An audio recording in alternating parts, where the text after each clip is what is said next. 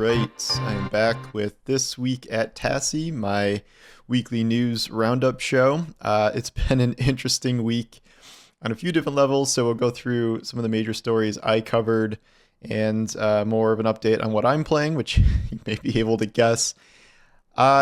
Weirdest story of the week easily goes to the newest development with Elon Musk's gaming habits. Before I get into this, I want to clarify, everyone's like, oh, you just hate Elon and you're just farming hate clicks. I think it is an actual story that one of the most powerful people on the planet, literally, he's going to probably be the world's first trillionaire. He's got a significant influence over Donald Trump, which is, he's probably the actual most powerful person in the world. Kind of important to point out that he has this really weird proclivity to pretend he's a world ranked gamer in certain games. That is at least what very much appears to be the case. And this week, the Path of Exile 2 community is having none of it. To recap, this happened when a few weeks ago when he was on Rogan's podcast and said he was one of the top Diablo players in the world, which was true in the sense that he did have an account within the top 20. And then later he posted a Pit 150 run that appeared to be like the number one record time in the world at the time. This was certainly strange, but I think back then people were like, okay, well, maybe he's just no-lifing it and, he really is just that much of a grinder, or, he's boosting and this is someone else playing for his account, whatever. But it wasn't like that, in-depth digging into it. Path of Exile is a different story, and the Path of Exile community is a different story, where this week they have been torching Elon, creators, Reddit, players, like everybody, because mainly based on the fact that he does have characters high up on different ladders and things, including hardcore, but he did a live stream on Twitter where he showed off his, quote unquote, high level gameplay, where he has a massively strong Invoker monk, level, I think 96, top notch gear. And the basic fact here is that it would take an inordinate amount of time to get this stuff legitimately, to get up to this level, to get this gear, hundreds of hours in a way where you would have to be playing essentially nonstop pretty much since launch. And a lot of, the full-time PoE creators don't even have characters at this level. And the funny part is, while he's playing this, you can just see these little things that indicate that he's not a very experienced player. There's a lot of minor things that kind of add up. Like, he tries to click on a map node in the end game that is not connected. He seems confused that he can't click on it. He has trash in his inventory, and he seems confused about why he can't pick up new objects. He pulls trash out of his inventory and then pulls individual items one by one into the inventory. He fails to use his mana flask and seems confused about why he can't use any more moves during a boss fight. I think the worst one is that he talks he's got a really, really good weapon, and he talks about how it's, quote, only level 62, which is, of course, the player level requirement to wield the weapon, not the item level requirement, which is very different. And it's all stuff that you would know if you were one of the top ranked PoE players in the world with hundreds of hours into the game. And the idea here is that he's either someone has just totally boosted his account, he's paying someone to do that, or he's just playing on someone else's account entirely. This thing reads to me like a Diablo player who just sort of recently got into Path of Exile, but doesn't understand the details. He's running over, orb currencies that he should be picking up. He doesn't even have a loot filter on. This is all stuff that I understand if you're a new Path of Exile player, because I went through a lot of this process playing the game. I had to learn a lot. But he's claiming he's, one of the top players in the world and has all of these hours into farming this character, farming this gear. No one's buying it. I don't know why he's doing this. Obviously Elon has a lot of, let's say personality quirks, but this idea that he feels the need to project that he's some world ranked gamer in these different ARPGs is very strange. And it would be a lot more endearing if he was just playing normally. And like, if I saw Elon just like playing through the campaign on, Cruel or something normal, that'd be like, okay, he's a gamer. He's playing this. He likes the game. But like this, what appears to be just lying about his characters, his status, how much he's playing, fully bizarre and fully disturbing in some ways, I would say, though obviously there's larger problems with Elon. If Elon fans find this video, I'm assuming a very high percentage of downvotes. That to me is the most fascinating story of the week, so I focused on that a lot.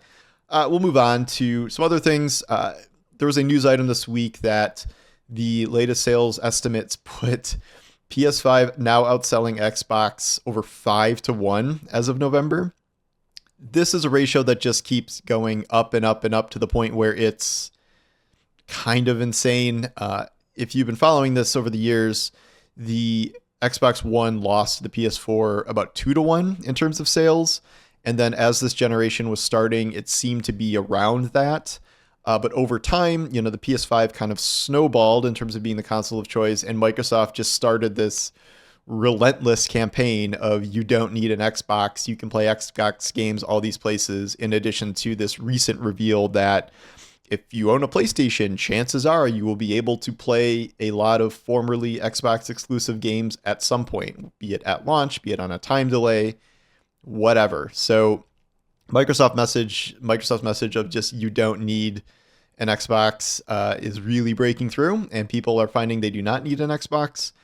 Again, Microsoft is heavily reliant on Game Pass subscriptions, but as I've said before, they are very much hitting a ceiling with those, and they kind of played their last card, which was, getting Call of Duty free on Game Pass, which did add subs. But again, this idea that you could play Xbox anywhere, which is almost all cloud gaming if you're playing on phones or smart TVs or whatever. And that is just such a tiny part of the market that I don't really understand why they're leaning so hard into this. It feels like one of those situations where they're just like, they're trying to like see the future, but we're not there yet. And we are once again, as the death of the console has been overstated for 15 years now. And sure, maybe in the future, everyone's just streaming video games, but like this reminds me of like, maybe in the future, everyone's using motion controls. Maybe in the future, everyone's playing games on VR. But like currently, the current market is not there. It's not there at all. And this idea that you don't need a console, but you're still interested enough in core Xbox games where you're going to subscribe to Game Pass to play on your tablet or whatever, I don't get it. So this is only going to keep getting worse.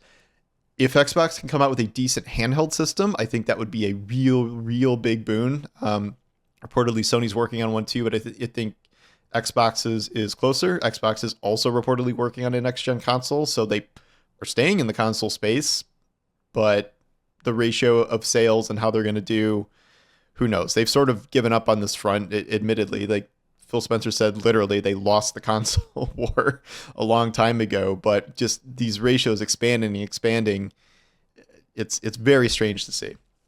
I will pivot briefly to Destiny. I always got to slip some Destiny news in here. Not really any news per se. I did a whole video about Act 3 and the exotic quests and stuff already, so I won't go back into that again, but I will dip back into this discussion that cropped up about thinking about a Destiny 1 remake. This was inspired by this weird situation where Bungie accidentally activated the Dawning in Destiny 1, and this somehow led to talk about like, well, maybe they're doing a remaster of Destiny 1, or they should, or whatever. This makes no sense. It's never really made sense for at least, since the early days of D2. Bungie is stretched so thin already that they would have literally no manpower to do this. Whether that's, the people still working on Destiny 2 or the people working on Marathon, that is essentially the entirety of Bungie now. And Bungie is half the size that it used to be after layoffs and people leaving. There's no room for this. So if this happened, this would be Sony having some third party do it, which comes with its own set of risks, as we have seen good remasters and remakes from third parties and very bad ones. So who knows how that would go. Also, so much of Destiny 1 has just been put into Destiny 2 at this point. Such as 2 major zones, a bunch of strikes, all of the raids except one. Things now like a better version of Prison of Elders. I don't really get what people would want. Is it the story campaign, which was not good? Is it the other version of Mars that is pretty boring? I the final point here is I think it's just a lot of nostalgia talking. But what I think people are nostalgic for is how Destiny 1 felt at launch and how the community felt as the game started to evolve and really kind of took shape, and we understood that this was kind of something special. That is something you're not really going to get back. All you're going to go back and find is a game where you can't mantle and guns with one perk and armor that does nothing, and a much worse story campaign than even what we're seeing now. I just don't think this would be as fun as some people imagine it would be, and it's not going to happen. I don't know what to tell you. It's not going to happen. It's not a way that players would re-engage with Destiny. Obviously, this always circles back to Destiny 3, and even if people are sick of Destiny 2 content, new Destiny 2 content would still be more compelling than a Destiny 1 remake. I promise you, I fully believe that. And I think we can sort of just, there's no reason to think this would really ever happen at this point, even in this day and age of remakes and remasters. 5 years from now, 10 years from now, I don't know, maybe. But like at this point, if Destiny is going to continue, they need to start making Destiny 3. They need to start working on that. And as of now, we have no indication that they're doing that. So that's a whole other set of problems we can get into. In terms of the big releases of the week, not actual games, but the arrival of Season 1 of Marvel Rivals. This is a massive game that has really blown up over the course of the past month. I think the data is that it's retained 90% of its player base since launch, which is wild. Those are wild statistics. And I've been monitoring player count after Season 1 has gone live this morning here, which seems like it's on the path to break the old record at launch. Not surprising, yesterday before the season even launched, it almost broke the record. So I think once we get to peak hours here, it will do that.